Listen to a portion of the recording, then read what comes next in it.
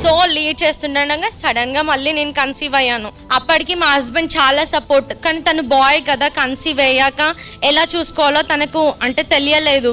బయట వాళ్ళు ఏది చెప్తే అది పట్టుకొని దాన్ని బట్టి నన్ను ఏ హాస్పిటల్ కంటే అక్కడికి తీసుకెళ్లారు. సడన్గా 9th మంత్ వచ్చాక బేబీ వెయిట్ గెయిన్ అవ్వట్లేదు, లోపల స్టమక్లో 1 kg కూడా ఇట్లా పెరగడం లేదు. అలా 10 months మోసాను. 10th మంత్లో సడన్గా బేబీ 12 o'clockకి చనిపోయింది.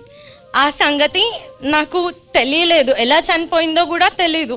సో నేను వెయిట్ చేశాను. ఎంత అంటే మూమెంట్స్ వస్తలేవు, ఏది వస్తలేదు, చెప్పుకోవడానికి ఎవరు లేరు పక్కన.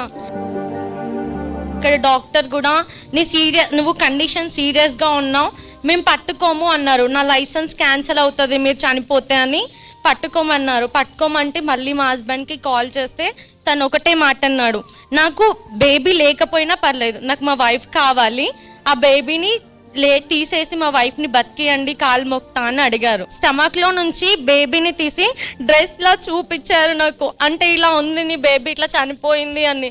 అప్పుడు పేరెంట్స్ ఎవరు లేరు నాకు సపోర్ట్గా.